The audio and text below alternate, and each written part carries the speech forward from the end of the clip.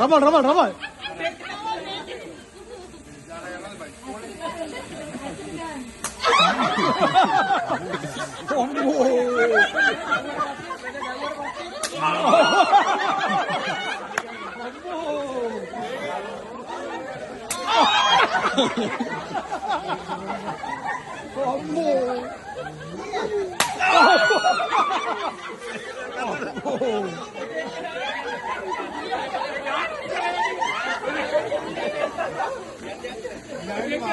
ഇതാവില്ലപ്പാ അമ്മോ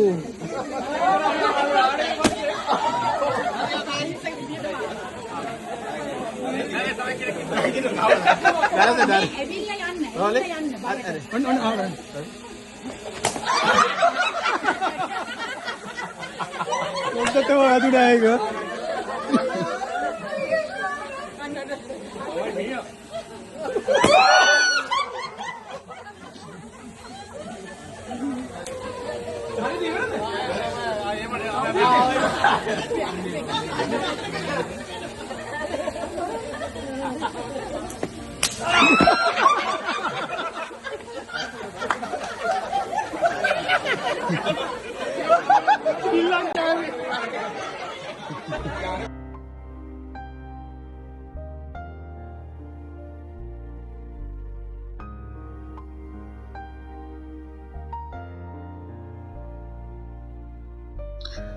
ఈ వీడియో చూసినప్పుడు నాకు చాలా ఆనందం అనిపించింది.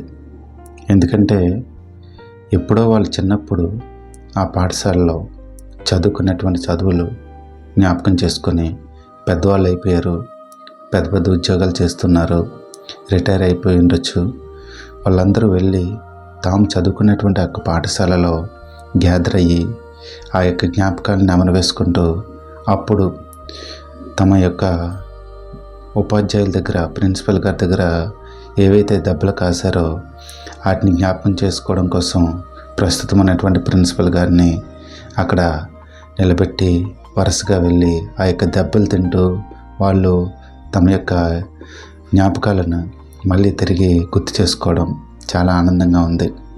అంటే వాళ్ళు ఈ యొక్క సన్నివేశం ద్వారా చెప్తూ ఉన్నారు, మేము ఆ రోజు మా యొక్క ఉపాధ్యాయులు మమ్మల్ని దండించబట్టి ఈరోజు మేము గొప్పవాళ్ళం అయ్యాము, మంచి ఉద్యోగాలు సంపాదించుకొని ఉన్నతమైనటువంటి స్థాయిలకు వెళ్ళామని చెప్పారు. మరి దీని ద్వారా మనం ఏం నేర్చుకోవచ్చు? ఇప్పుడు ప్రస్తుతం ఉన్నటువంటి పాఠశాలల పరిస్థితి ఏంటి? ఒక ఉపాధ్యాయుడు మొన్న జుట్టు సరిగా కత్తిరించుకోలేదని చెప్పేసి దాన్ని కట్ చేశాడని చెప్పి పేరెంట్స్ వచ్చి కంప్లైంట్ చేస్తే ఆ యొక్క ఉపాధ్యాయుని సస్పెండ్ చేశారు.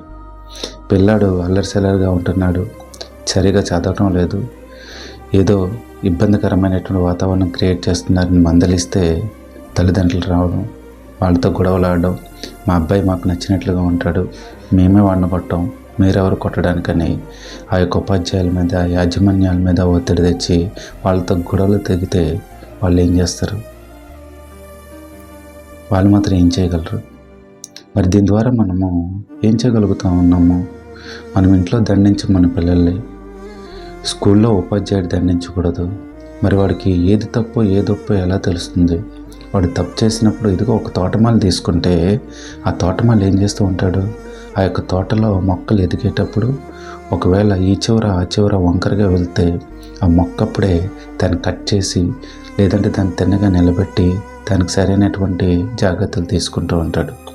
అలా చేసినప్పుడే అది భవిష్యత్తులో ఒక వృక్షంగా మంచిగా ఎదగగలుగుతుంది.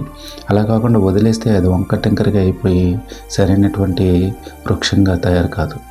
అదేవిధంగా ఈ పిల్లల్ని ఈ పాఠశాల దశలో ఉన్నప్పుడు అటు తల్లిదండ్రులు కానీ ఇటు ఉపాధ్యాయులు కానీ ఏది తప్పో ఏది ఒప్పో వాళ్ళకి తెలియజేస్తూ ఒకవేళ వాళ్ళు తప్పు చేస్తే వాళ్ళు దండించగలిగితే వాళ్ళు ఇది తప్పు, ఇది చేయకూడదు అని చెప్పేసి నేర్చుకొని వాళ్ళు మంచి పౌరులుగా ఎదగడానికి అవకాశం ఉంటుంది. అలా కాకుండా వాళ్ళు ఏం చేసినా మన ఇంట్లోనూ దండించక స్కూల్లోనూ దండించకపోతే వాళ్ళు ఏది తప్పు ఏది ఒప్పు తెలుసుకోరు. భవిష్యత్తులో వాళ్ళు చేసిందే కరెక్ట్ అనుకుంటారు. తీరాలు పెద్ద అయిన తర్వాత జీవితంలో ఫెయిల్ అయితే అప్పుడు వచ్చేసి మనల్ని నిందిస్తారు.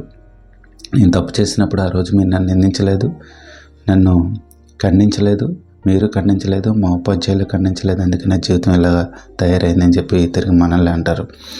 కాబట్టి దీని గురించి మనము జాగ్రత్తగా ఆలోచించవలసినటువంటి పరిస్థితి అయితే ఉంది. అలాగే ఇష్టం వచ్చినట్లుగా కొట్టేయమని, ఇష్టం వచ్చినట్లుగా వాళ్ళని ఇబ్బంది పెట్టమని కాదు. వాళ్ళు తప్పు చేస్తే వాటిని సరిదిద్దడానికి ప్రయత్నం చేయాలా, మాటలతో చెప్పాలి. ఒకవేళ మాటలతో వినలేని పక్షంలో అప్పుడు ఫైనల్గా ఏదో చిన్న పనిష్మెంట్ ఇచ్చినట్లయితే వాళ్ళు మారి మంచి వాళ్ళుగా తయారవ్వడానికి అవకాశం ఉంటుందని ఇది నా అభిప్రాయం. Thank you.